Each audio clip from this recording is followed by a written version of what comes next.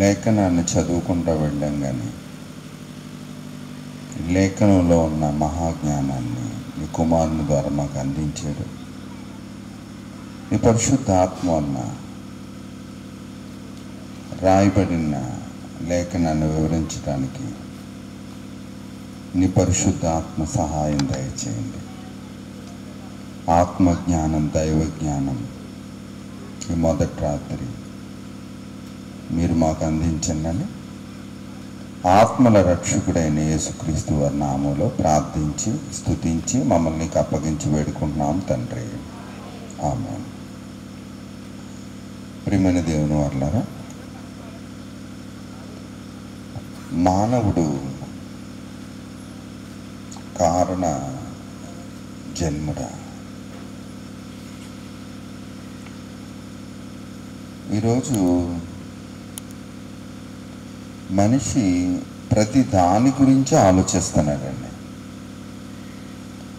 భూమి మీద ఉన్న ప్రతి దాని మీద పరిశోధన చేస్తున్నాడు, ఆలోచించి అలిసిపోతున్నాడు. కానీ నేనెవరిని? నేను ఈ భూమి మీదకి రావటానికి కారణం ఎవరు? నాకే ఇంత వైభవం ఏంటి? ఈ భూమి మీద ఎన్నో జంతువులు ఉన్నాయి, ఎన్నో దేవుడు కలిగించాడు, కానీ నాకు ఒక ప్రత్యేకమైన ప్రణాళిక నాకొక్కడికే ఎందుకు ఉంది? నేనే ఒక డాక్టర్గా, నేను ఒక యాక్టర్గా, నేను ఒక కలెక్టర్గా, నేను ఒక లాయర్గా, నేను ఒక నియంతగా, నేను ఒక డైరెక్టర్గా, నేను ఒక నిర్మాతగా, నేను ఒక భార్యకి ఒక భర్తగా, తర్వాత పిల్లలకి తండ్రిగా. నాకు ఇన్ని పాత్రలేంటి? తాతగా, ముత్తాతగా, ఇన్ని పాత్రలు నేను ఎలా పోషించటానికి నేను ఎవరిని? అసలు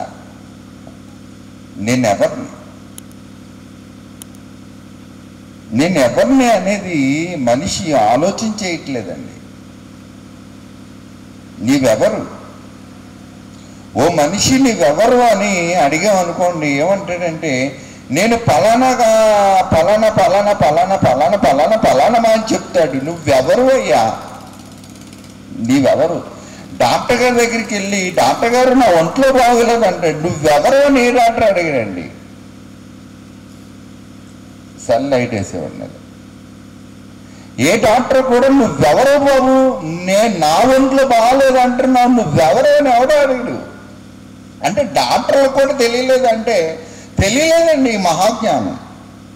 డాక్టర్లకు కూడా తెలియలేదండి బైబిల్లో ఉన్న మహాజ్ఞానం. మత పుస్తకం అనుకుంటున్నారండి. మత పుస్తకం కాదండి, మహాజ్ఞాన పుస్తకం. మహాజ్ఞానం ఇది. మహాజ్ఞానం ఎక్కడ ఉందంటే 66 పుస్తకాల్లో ఉంది. 66 పుస్తకాల్లో ఉంది. కనుక ఈ మహాజ్ఞానాన్ని మనం ఏం చేయాలంటే దీన్ని ఆలోచన చేయాలండి, పరిశోధన చేయాలి, పరిశోధించాలి. ఎవరి గురించి తెలుసుకోవాలి తెలుసండి? మన గురించే తెలుసుకోవాలి. కనుక ఒకటి పాడైపోయే సోది మాటలు, సొల్లి మాటలు, పనికిరాని చెత్త మాటలకి ఎంత నెట్వర్క్ ఉందంటే మొత్తం నెట్వర్క్ అంతా ఇచ్చేస్తూ ఉంటుంది. కానీ మహాజ్ఞానాన్ని ప్రపంచానికి అందించాలి. అందించటానికి మనల్ని ఎన్నుకున్నాడు. కనుక మనం న్యాయం చేయకపోతే దేవుడు ఊరుకోవడం మనల్ని. అందుకే చూడండి, ఎపిసిలికి రాసిన పత్రిక ఎపిసిలికి రాసిన పత్రిక 1వ అధ్యాయము 4వ వచనం నుంచి ఆలోచించేద్దామండి. ఎట్లనగా తన ప్రియుని యందు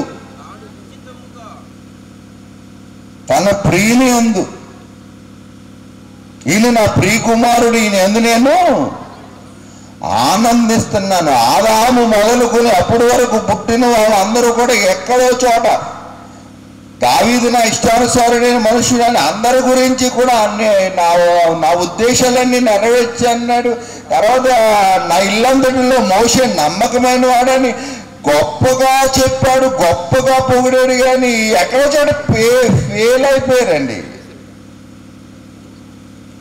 కానీ ఒకే ఒక్కడు, ప్రపంచానికి ఒకే ఒక్కడు, అసలు సాతానే దండం పెట్టేసింది. ఈయన నా ప్రియకుమారుడు, ఈయన యందు నేను ఏం చేస్తున్నాను అన్నాడు దేవుడు. నేను ఆనందిస్తున్నాను, నన్ను ఆనంద పెట్టిన నా కుమారుడు అన్నాడు యేసుక్రీస్తు వారి గురించి. ఎట్లనగా తన ప్రియుని యందు తాను ఉచితంగా ఇచ్చాడండి. ఏమి రేట్ ఏం పెట్టలేదు ఆయన. తాను ఉచితముగా మనకు అనుగ్రహించిన నాకు వద్దంటున్నాడండి మనిషి. బాబు నీకు రక్షణ ప్రభు ఉచితంగా ఇస్తాడంటే నాకు వద్దు అన్నాడు. నీ జీవితం ఆనందంగా ఉంటుంది ఇక్కడ అక్కడ కూడా అంటుంటే దేవుడు నేను నీ మాట విన్నాడు అంటున్నాడు. తను అన్నాడు, నేను నా ప్రియ కుమారుని యందు నా సొంత కుమారుణ్ణి నీకు ఇస్తున్నానయ్యా, నేను ప్రేమించిస్తున్నాను, ఉచితంగా ఇస్తున్నాను అన్నాడు. గొప్ప రక్షణ, ఇంత గొప్ప రక్షణ నువ్వు నిర్లక్ష్యం చేసుకుని ఇంట్లో పడుకుంటావా అంటున్నాడు దేవుడు. ఈ మైదానంలో ఆయన కేక వేస్తున్నాడు, రాన కుమారుడు అంటున్నాడు. నువ్వు గీతలు గీసుకుంటే అవదు అంటున్నాడు. నేను ఎక్కడికే వెళ్తాను, అక్కడికే వెళ్తాను, ఇక్కడికే వెళ్తానంటే నీ వ్యవస్థ పాడైపోద్ది అన్నాడు దేవుడు. పిలుస్తున్నాడు, ఆయన పిలుస్తున్నాడు. నేను మనిషిని, ఆయన దేవుడు, ఆయన నాలోకి వచ్చి నేను పిలుస్తున్నాడు. ఆత్మస్వరూపైన దేవుడు ఆత్మ జ్ఞానంతో పిలుస్తున్నాడు. నా కుమారుడా నేను ఉచితంగా ఇస్తానురా నీకు రక్షణ అంటున్నాడు. వద్దంటున్నాడు మనిషి, వద్దంటున్నాడు. వద్దపోతే మనమే నష్టపోతాం. ఆయనకేంటి, రాళ్ల వలన పిల్లలు పుట్టించుకుంటాడు ఆయన, ఆయనకి నష్టం ఏంటి? ఒక కోటీశ్వరుడు పిలిచాడు నిన్ను, నీకు 1 కోటి రూపాయలు ఇస్తాను రారా అని పిలిచాడు. నేను రాలను నువ్వు పోతావు, ఆయనకేంటి? ఇంత గొప్ప రక్షణ నువ్వు నిర్లక్ష్యం చేసుకుని ఏదో ఎలా చెప్పుకుంటున్నారని నువ్వేదో అనుకుంటే నష్టపోయేది ఎవరు తెలుసా? తమ్మే, నువ్వే. ఆయనకేంటి నష్టం? తాను ఉచితముగా మనకు అనుగ్రహించిన తన కృపా మహిమకు కీర్తి కలుగునట్లు తన చిత్త ప్రకారమైన దయా సంకల్పం చొప్పున. దయా సంకల్పం అండి. ఎవరి దయ తెలుసండి? ఇది దేవుని దయ. నీకేమో నీ బిడ్డ మీద దయ. నా పిల్లోడు బాగోలేదండి, నా పిల్లోడు బాగోలేదు అంటే ఊరంతా బాగైపోయినా పర్లేదు అనమాట. ఆయన అందరికీ ప్రభువుగా పంపించాడు. యెహోవా అందరికీ ఉపకారి. ఆయన అందరి కోసం పంపించాడు తన కుమారుణ్ణి. ఆయన ఎలా పంపించాడు తెలుసా? నీవెలాగా తల్లి గర్భంలో, నేను ఎలాగ తల్లి గర్భంలో పుట్టామో అలాగే సర్వలోక మోక్ష ప్రదాత అయిన యేసుక్రీస్తుని కూడా అదే విధానంలో పంపించాడు. ఎందుకని? నిన్ను మార్చటానికి, నన్ను మార్చటానికి. ఆలోచించేద్దామండి. మరి ఆలోచించేద్దామండి. ఆలోచన చేద్దాం. కొరింథీయులకు రాసిన మొదటి పత్రిక 2వ అధ్యాయము. కొరింథీయులకు రాసిన మొదటి పత్రిక 2వ అధ్యాయము 6-7 వచనాలు. పరిపూర్ణులైన వారి మధ్య నాకు అన్నీ తెలుసు, మీ మాటలు నేను విన్నంటున్నావా? నేను చెప్పే జ్ఞానం ముందు నీకు తెలియని సబ్జెక్ట్ చెప్తున్నాడు దేవుడు. నీకు ఇప్పుడు దాకా తెలిసింది కొంచెము నాయన అంటున్నాడు దేవుడు. నాకు అంతా తెలుసని నువ్వు వెర్రవీగిపోతే అలాగా? అసలు నీకు అంతా తెలిసని నీ గురించి తెలియదు అంటున్నాడు దేవుడు.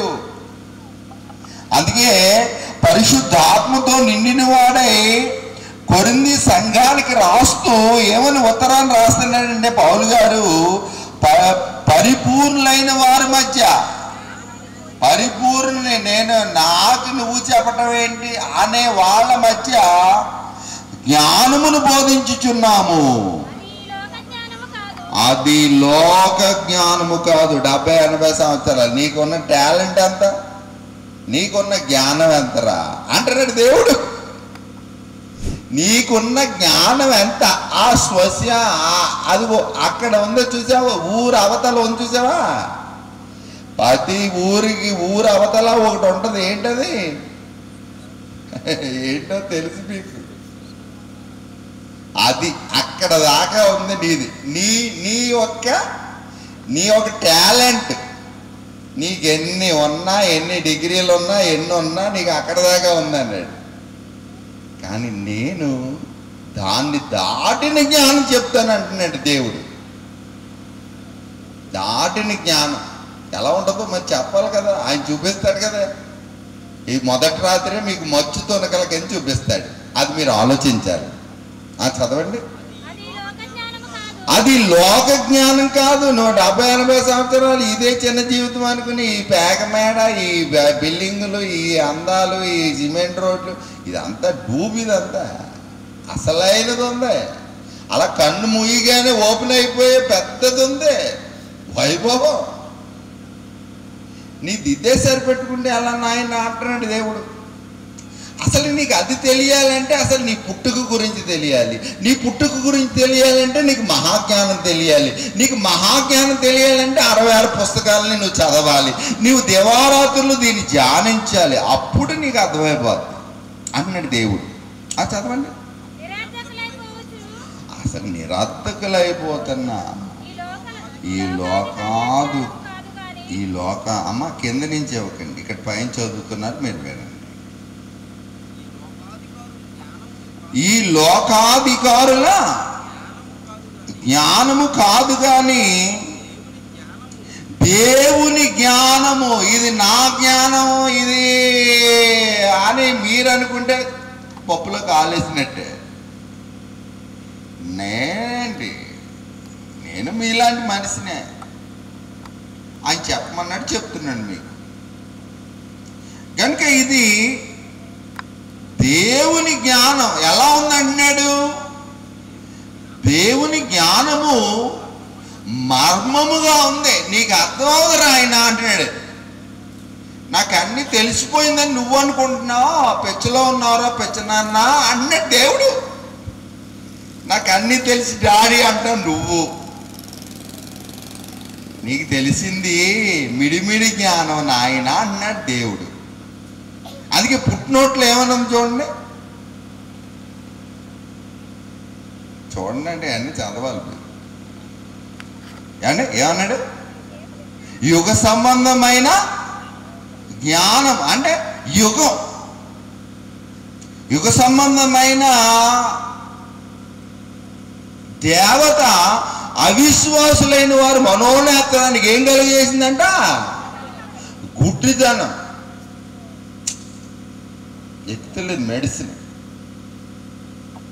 దానికి మెడిసిన్ ఎక్కించాలంటే ఇప్పుడు మనం లేఖనంలోనికి వెళ్ళాలి, ఆలోచించేద్దామని. కీర్తనల గ్రంథం త్వరగా మనం వెళ్ళిపోదాం, దేవుడి దగ్గరికి వెళ్ళిపోదాం, నేర్చేసుకుందాం. మన జీవితం ఏంటి, అసలు మన బతుకు ఏంటి అనేది మనం నేర్చుకోవాలి కదా. మరి కీర్తనల గ్రంథం 139 అధ్యాయము 15వ వచనంలో మహాజ్ఞానాన్ని ఇష్టానుసారుడైన మనుషుడి ద్వారా రాయిస్తున్నాడు దేవుడు. నేను అన్నాడు. అక్కడ మీరు గుండెల మీద చేసుకోండి. అయ్యగారు చెప్పారు కదా, పిల్లల కోసం ఎవరో ప్రార్థన చేయగలరు, దేవుడితే తీసుకోండి. మనము ఎప్పుడు పుట్టామంటండి, ఎప్పుడు పుట్టామంట, మన పుట్టుక ఎలాంటిదంటండి, మన పుట్టుక ఎలాంటిదంట, రహస్యం అంట. ఇదేంటండి నా పుట్టుక రహస్యం అని మీరు చెప్తున్నారంటే, అందరూ పుట్టుక రహస్యమే అమ్మ. మన పుట్టుక ఏంటంటే అండి, రహస్యం. నేను రహస్యమందు పుట్టిన నాడు భూమి యొక్క అగాధ స్థలములలో అన్నాడు. రహస్యం చూడండి, వీడియో చూడండి, అక్కడ మీరు రహస్యం అన్నాడు. తల్లి తండ్రి కలిసారు, బూతులు చెప్పేస్తున్నారు. సైన్స్ శాస్త్రానికి అందని, పిండోత్పత్తి శాస్త్రానికి అందని దేవుడు రాసిన పుస్తకం. బూతులు కాదు నాయన, బుజ్జిబాబు, మన బతుకు పుస్తకం ఇది. నీ బతుకు రా అంటున్నాడు దేవుడు. నీ నాన్న, మన నాన్న అమ్మ కలిసినప్పుడు ఒక చుక్కర కణంగా తోక పురుగు చూడండి, ఆ పురుగులన్నీ అలా వెళ్ళిపోతున్నాయి. అక్కడ అండం ఎదురు చూస్తూ ఉంది, అలా అండం ఎదురు చూస్తూ ఉంటే ఆ తోక పురుగు అలా వెళ్ళిపోయింది. అదే మనం, అదే మీరు, అదే నేను. ఏంటి ఈ తోక పురుగు ఇంత కణ విభజన జరుగుతుందా? అవును జరుగుతుంది. ఎవరు జరిగిస్తున్నారు అది మనకి తెలియాలి ఈ రాత్రి. ఏంటి ఈ చిన్న తోక పురుగు, ఈ చిన్న చుక్కర కణం కళ్ళుగా, కాళ్ళుగా, అవయవాలుగా ఈ నిర్మాణం ఎలా జరుగుతుంది? ఎవరు చేస్తున్నారు? పిండోత్పత్తి శాస్త్రాన్ని అడిగితే మాకు తెలియదు అంటున్నారు వాళ్ళు. వాళ్ళకి తెలియదు, ఎవరికి తెలీదా? తల్లికి తెలుసు. అమ్మ ఎలా తయారు చేసావు అమ్మ? నాకు తెలియదురా అన్నాడు. డాక్టర్ గారి దగ్గరికి వెళ్తే, నాన్న దగ్గరికి వెళ్తే, భూమి మీద ఉన్న నాన్న దగ్గరికి వెళ్ళి, అమ్మ నాన్న ఎలా నాకు తెలుద్దా? మరి ఎవరు చేస్తున్నారు? ఎవరు తయారు చేస్తున్నారు? ఇది ఎవరు చేసుకున్నారు? నిన్ను ఎవరు చేస్తున్నారు? అడగాలి మరి మనం, దేవుణ్ణి అడగాలి. దేవుడా నన్ను ఎవరు పుట్టించారు నాయన? నేను ఎవరు నీవు నన్ను కలుగు చేసిన విధము చూడగా నాకేం కలుగుతుంది అన్నాడు. భయము. నాకు భయం ఏంటనుకుంటున్నాడు? దెయ్యం నిన్ను అలా చేసింది కనుక భయం లేకుండా బ్రతుకుతున్నావు. కానీ నీ ప్రణాళికలోనికి వెళ్ళిపోతే, నీవు నన్ను కలుగు చేసిన విధము చూడగా నాకు భయమును ఆశ్చర్యము కలుగుతున్నది. ఆశ్చర్యం ఇది. మానవ నిర్మాణం ఆశ్చర్యము నాయన, ఆశ్చర్యం ఏంటనేది నువ్వు ఆలోచన చేయాలి. బైబిల్ దగ్గరికి వచ్చి బైబిలే చెప్పాలి సమాధానం. యోబు గ్రంథం 28వ అధ్యాయము, యోబు గ్రంథం 28వ అధ్యాయము 5వ వచనం. భూమి నుండి దేవుడు రాసిచ్చిన పుస్తకం, సకల శాస్త్రాలను మించిన జ్ఞానం. భూమి నుండి ఆహారం పుట్టును, భూమి లోని భాగము అగ్నిమయమై ఉండును. భూమి నుండి ఆహారం పడుతుంటే శుభ్రంగా తినేసి గంతులేసి తిరుగుతున్నావు నువ్వు. భూమి లోన భాగం ఎలా ఉంది తెలుసా? అగ్నిమయమై ఉండును.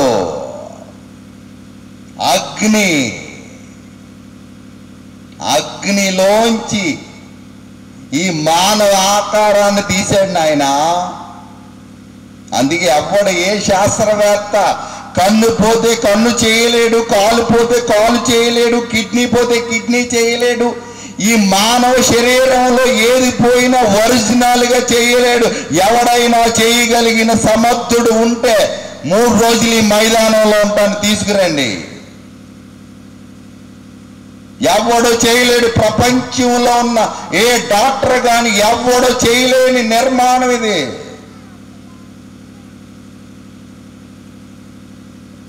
రాసుకోండి అంటున్నాడు దేవుడు. అగ్ని. ఆదికాండము 2వ అధ్యాయము మహాజ్ఞాన గ్రంథం. వద్దు, దేవుడితో పెట్టుకోవద్దు. ఎవడైనా భస్మైపోతావు నువ్వు దేవుడితో పెట్టుకుంటే.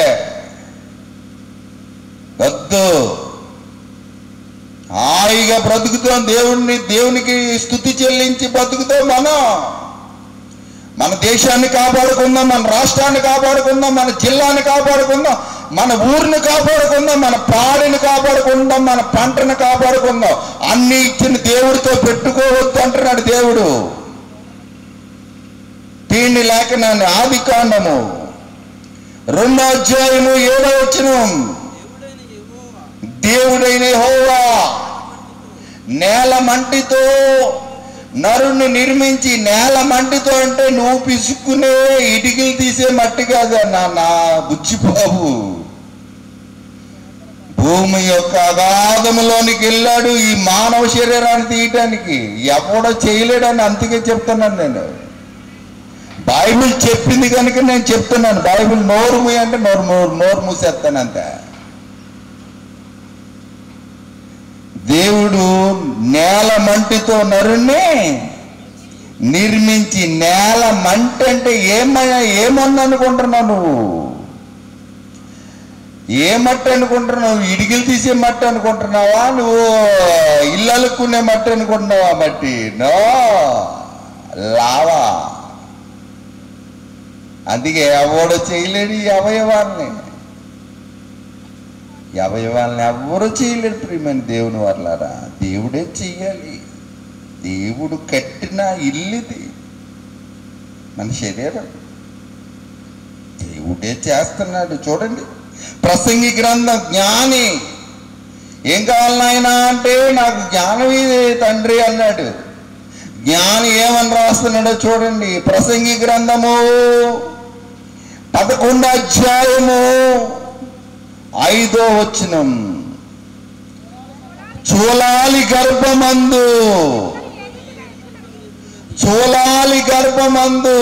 నీకేం తెలుసు?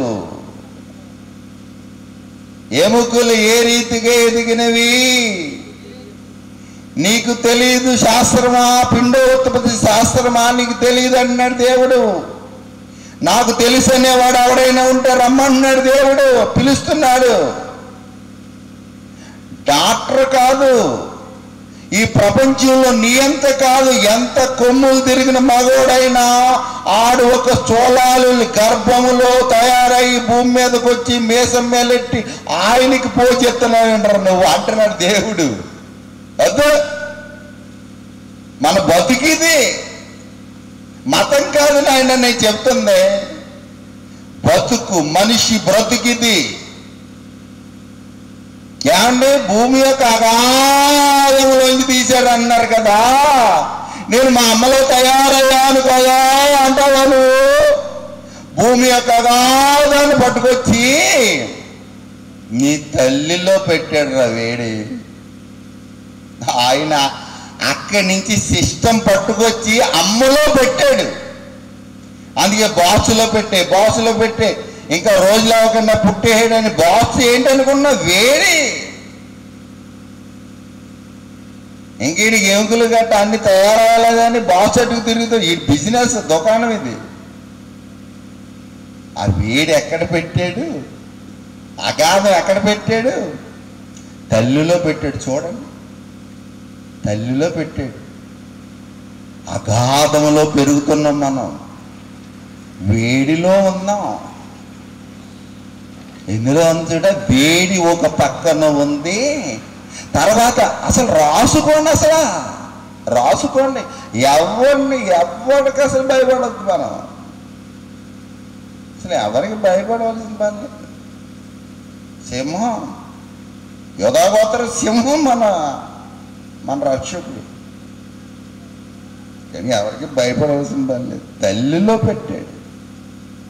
ఓ పక్కన వేడి పెట్టాడు. తర్వాత ఇంకో పక్కన ఏం పెట్టాడు తెలుసా? ఉమ్మ నీరు పెట్టాడు. చూడండి, అందులో చూడండి, ఉమ్మ నీరులో.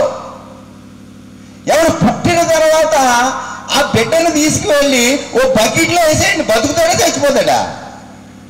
చెప్పండి. అలా తెల్ల మోకాలు వేసి చూస్తారండి. బతుకుతాడే చచ్చిపోతాడా? అమ్మ దేవి బతుకుతాడే చచ్చిపోతాడా? దేవి అంటే ఏంటి? నా పేరు దేవి అండి. పెద్ద దేవులు, దేవుణ్ణి బలిపించిన దేవులు.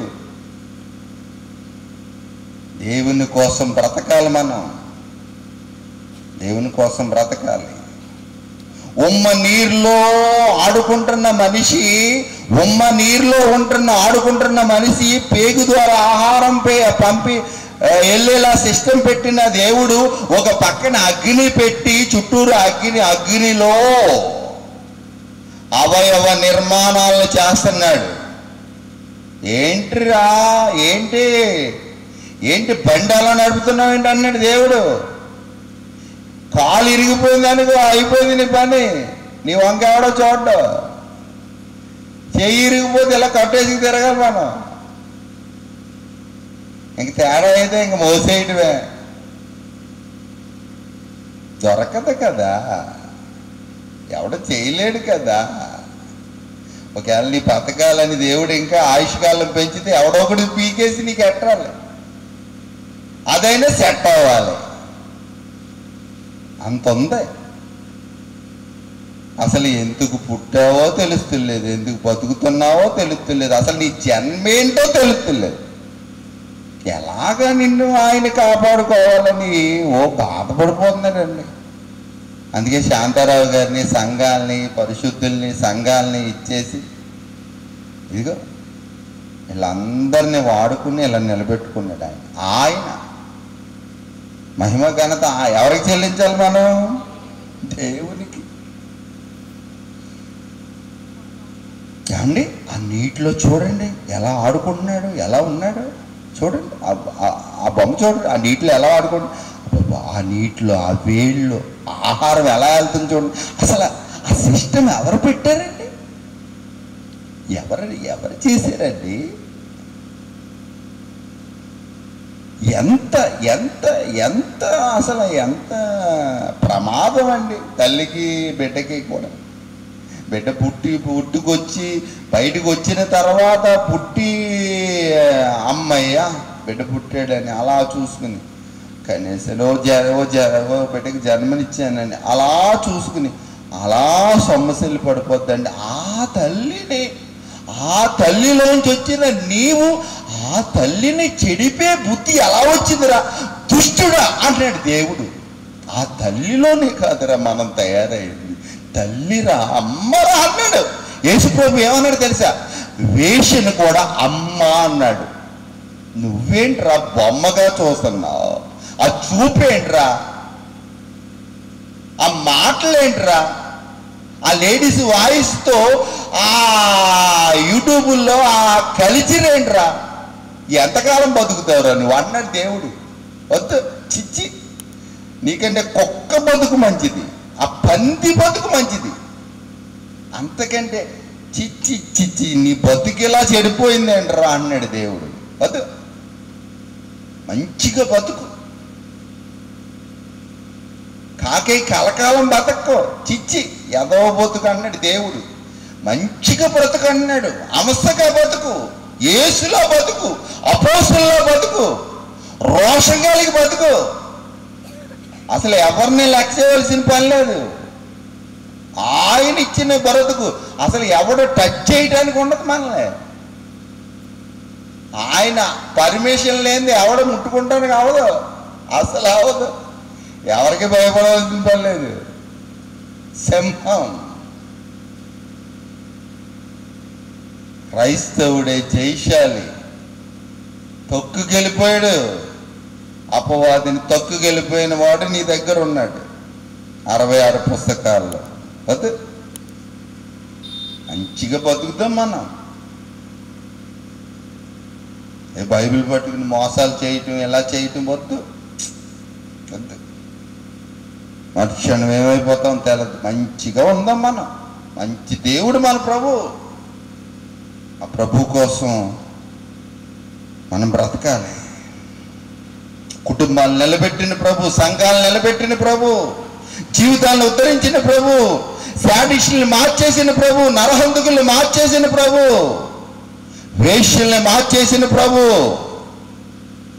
నిన్ను మార్చాలని పిలుస్తున్నాడు. వస్తావా? వినవా? నీ ఇష్టం మరి అన్నాడు ఆయన. యోబు గ్రంథం 10వ అధ్యాయం 8వ వచనం. యోబు గ్రంథం 10వ అధ్యాయం 8వ వచనం. నీ హస్తములు దేవుని హస్తాలతో చేశాడు రా నిన్ను అంటే దేవుడు.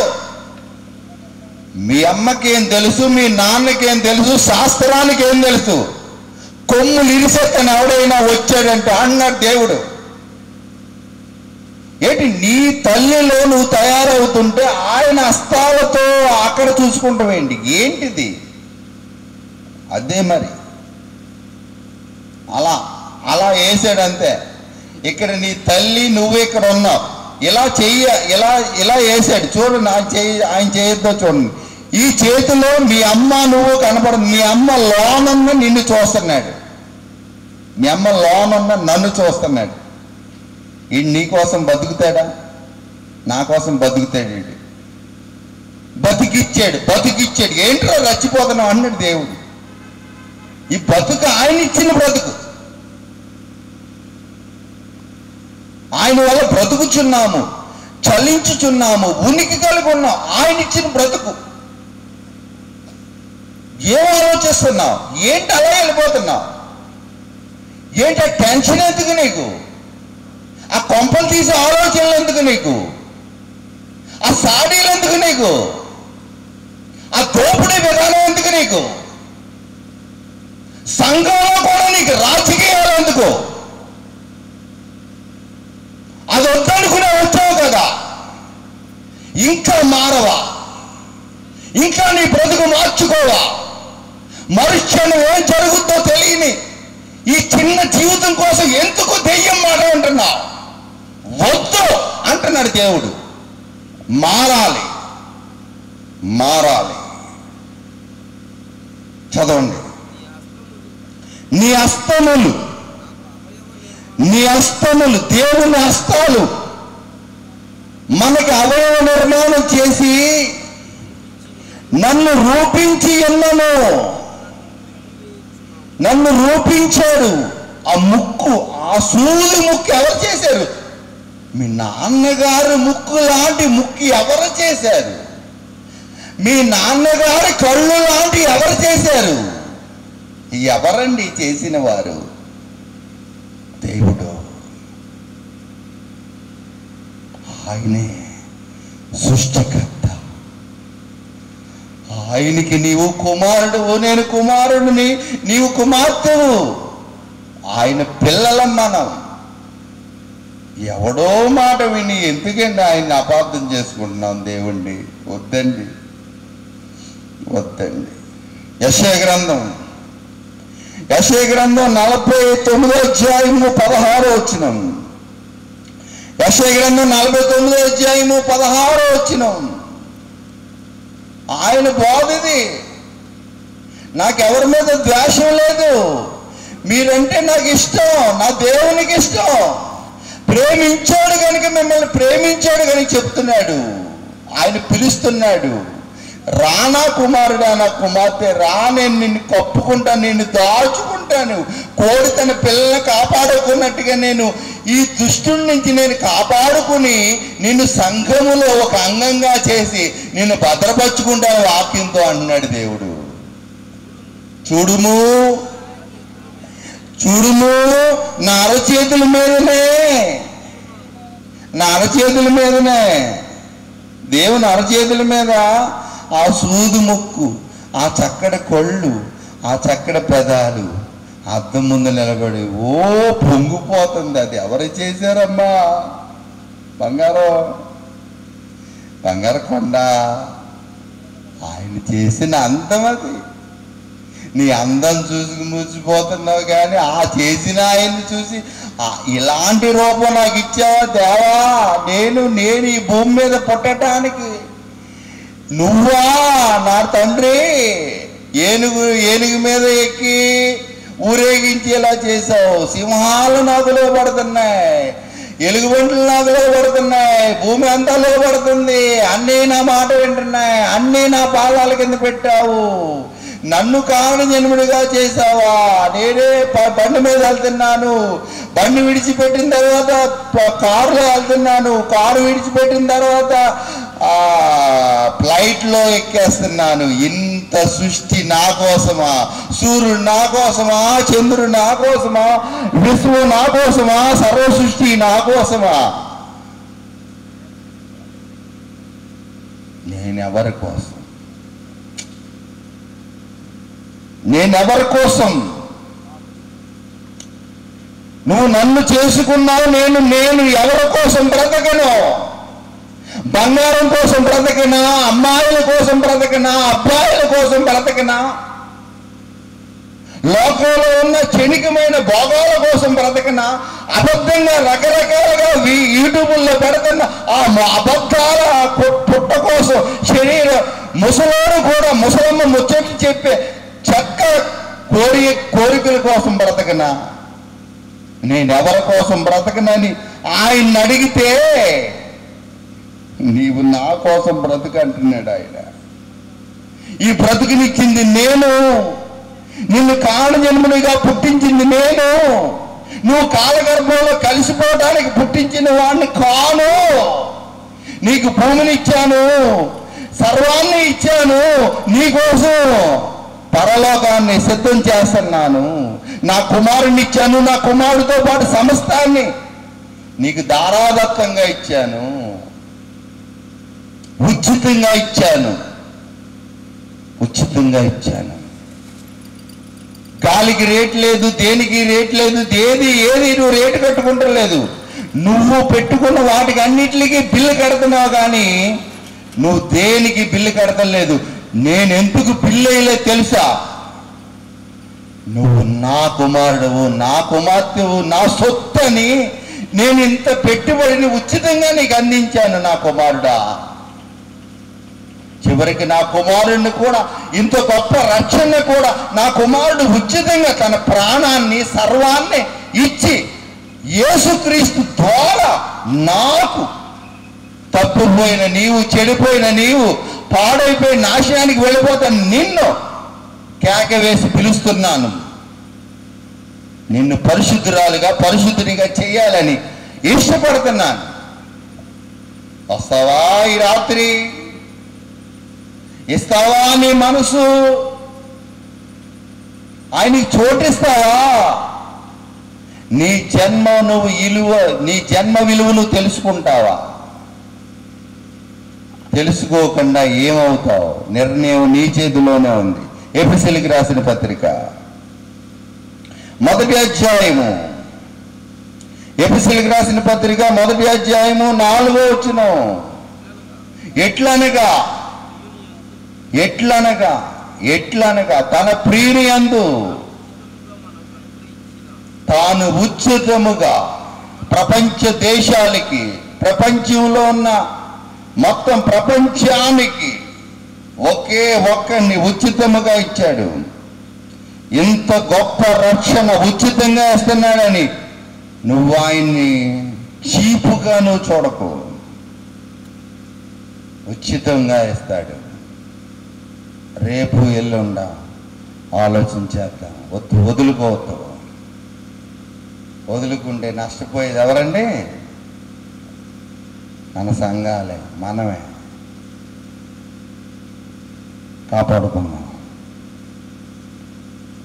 భద్రపరుచుకుందాం జీవితాన్ని, కట్టుకుందాం. రేపు చిన్న బిడ్డ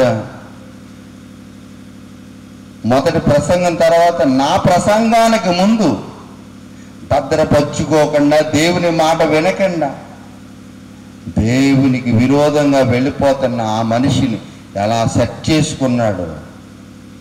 ఎన్నో సంగతులు రేపు ఎల్లుండ మనం ఆలోచించేద్దాం. ప్రార్థన పూర్వకంగా రండి. ప్రేమించిన తండ్రి, వాక్యాన్ని విని మమ్మల్ని మేము మోసం చేసుకునక వాక్య ప్రకారం జీవించే జ్ఞానులుగా చేయండి. సకల జ్ఞాన సంపన్నుడు, శక్తి సంపన్నుడు, సర్వసంపన్నుడైన యేసు నామములో ప్రార్థించి స్తుతించి బతిమాలు వేడుకున్నాము తండ్రి. ఆమె. తండ్రి దీవెన, కుమారుని రక్షణ, పరిశుద్ధాత్మ సహవాసం సన్నిధి ఇప్పుడు ఎల్లప్పుడు సదాకాలం మన అందరికీ తోడై నడిపించును గాక.